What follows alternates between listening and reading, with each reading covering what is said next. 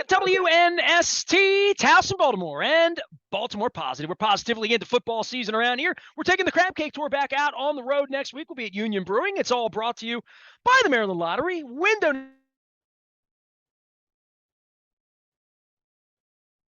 Nation. I got my Window Nation shirt on as well. Goodwill, and of course, goes to the 25th. Some do a little longer. Make sure you get out, supports local restaurants all over the state. This guy is an author, a writer. I remember from many years ago. He'll hate if I say, well, I was a kid. I used to watch Gary Myers on TV.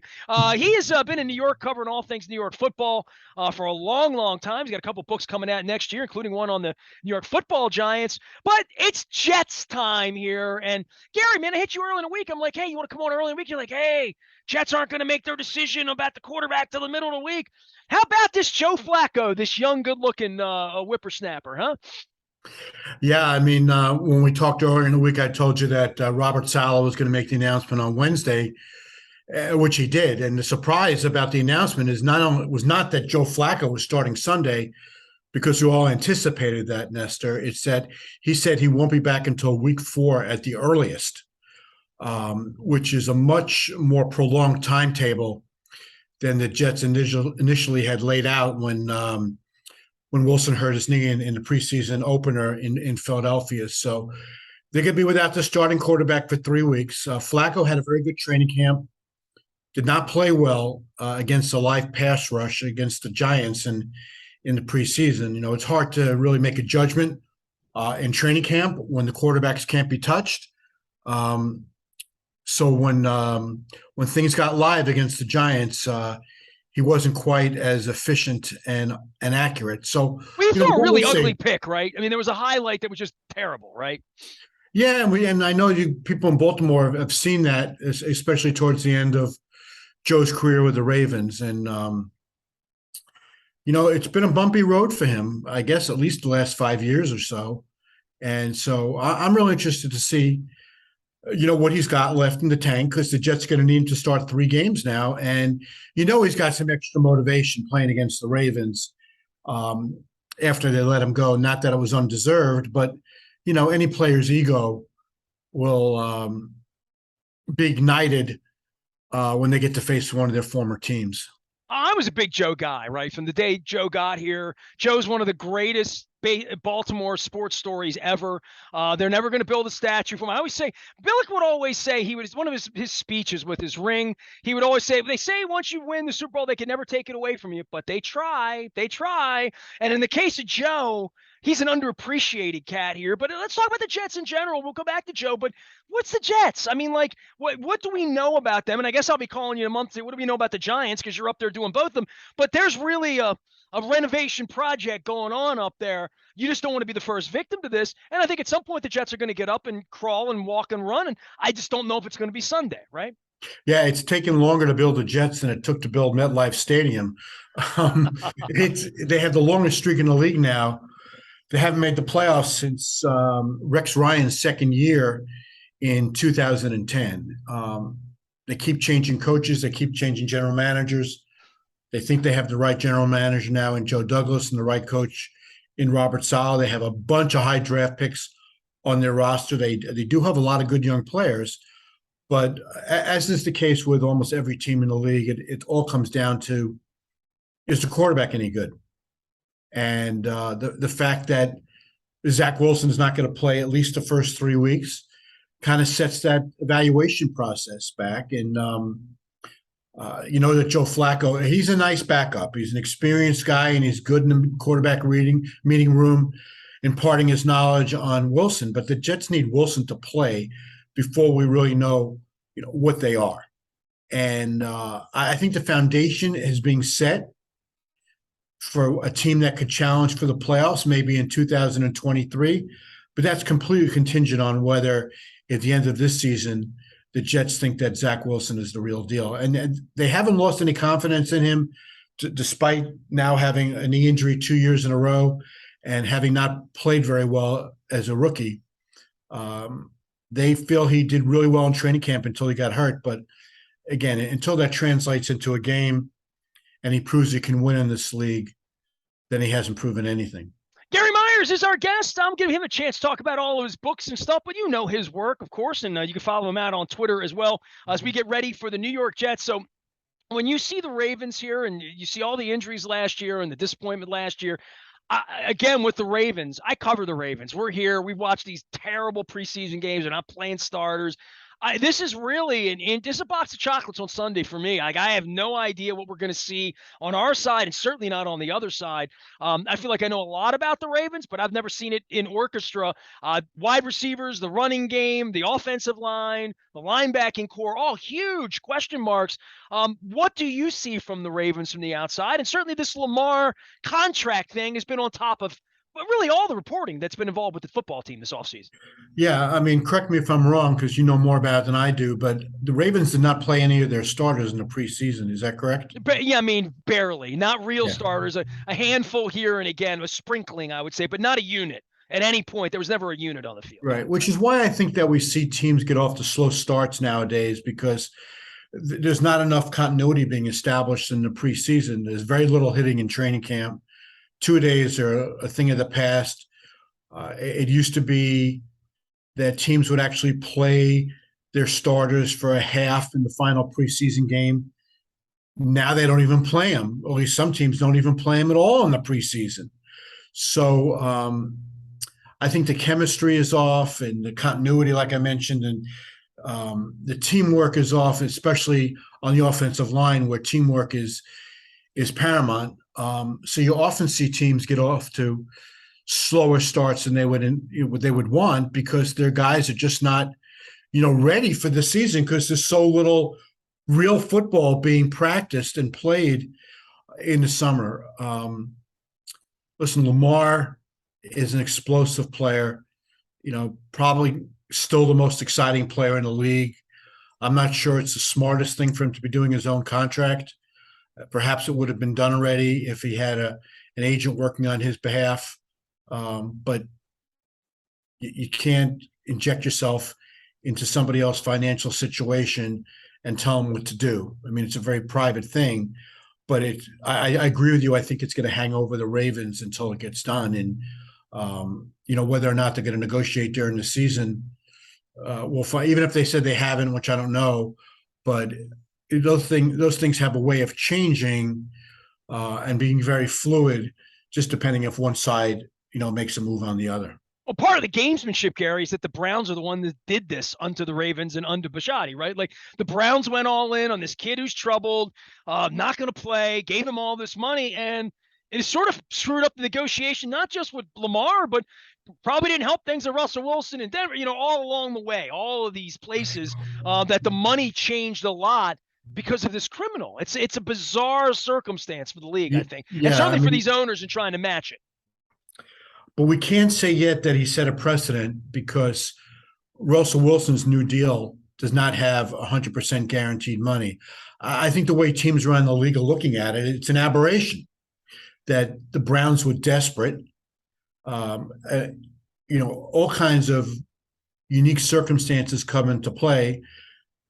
They were competing with a couple other teams. I think it was the Falcons and the Saints for Watson, and they felt he initially had said no to them, and then they turned the whole thing into guaranteed money.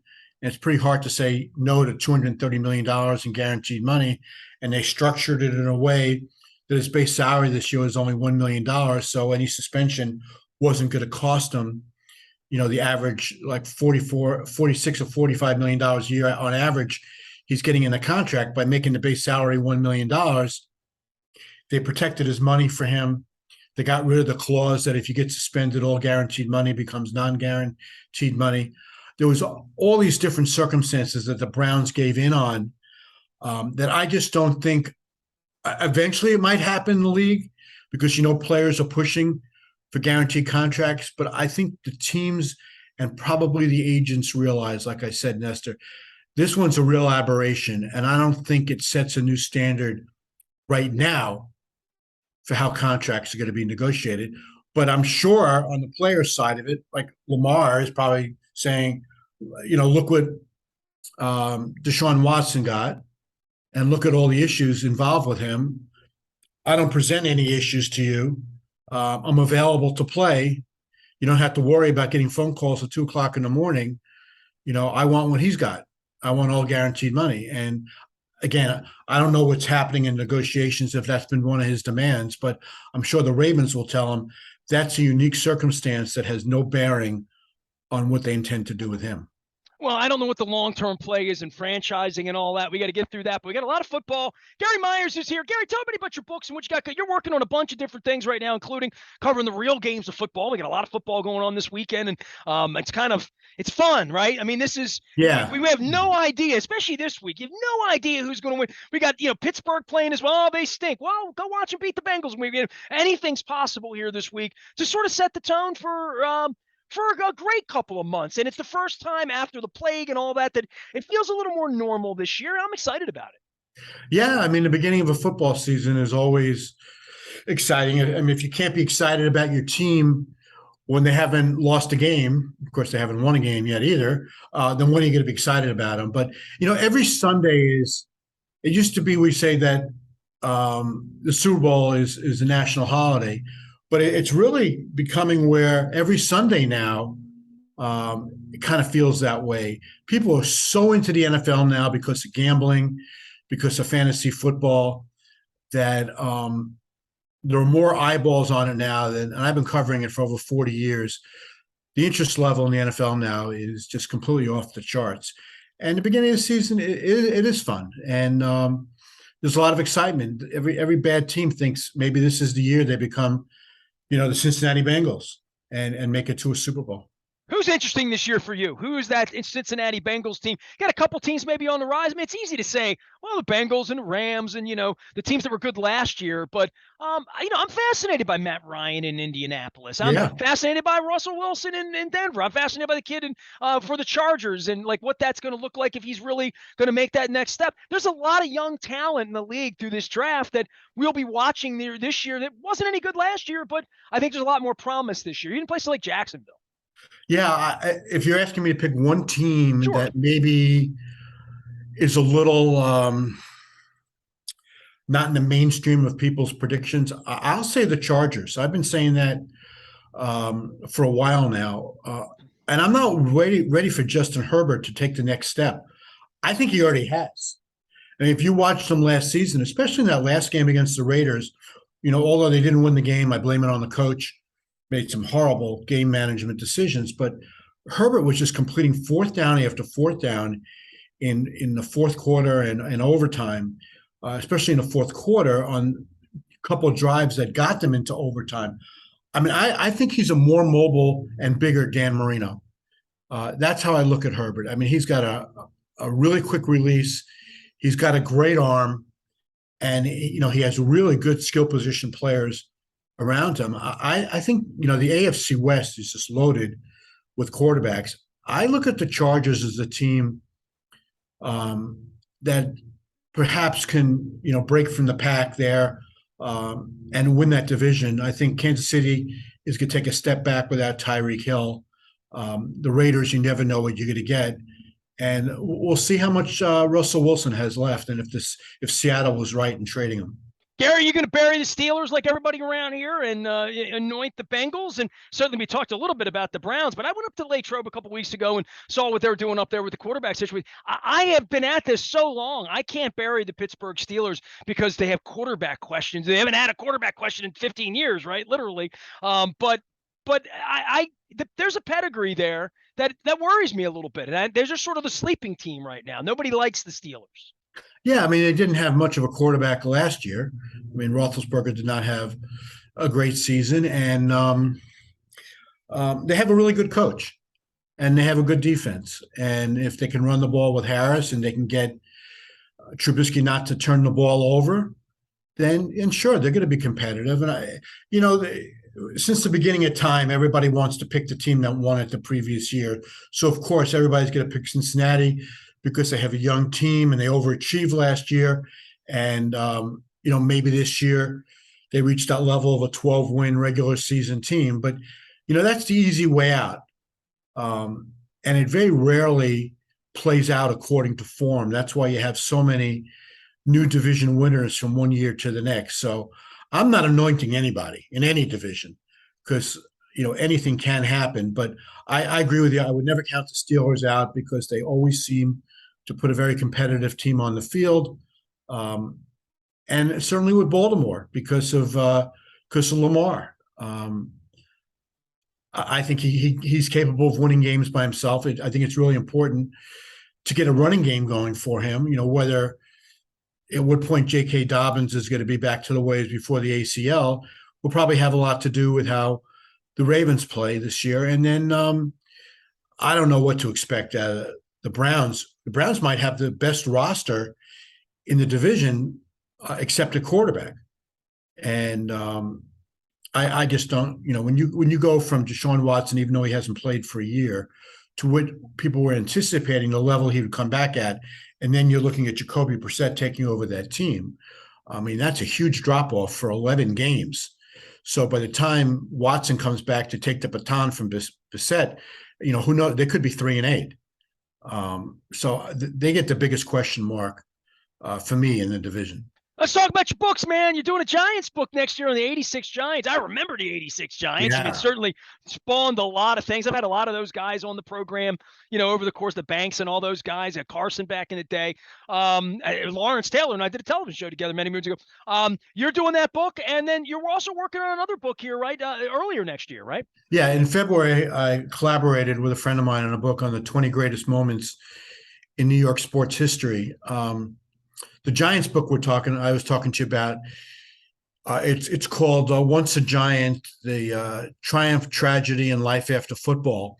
And this is different than any book that I've written, in that I'm concentrating on this one team and how life after football is treated them. Because, Nestor, that is the biggest issue for players of yesterday, today, and tomorrow, is what is life going to be like for them in their 50s with financially, physically, mental health issues.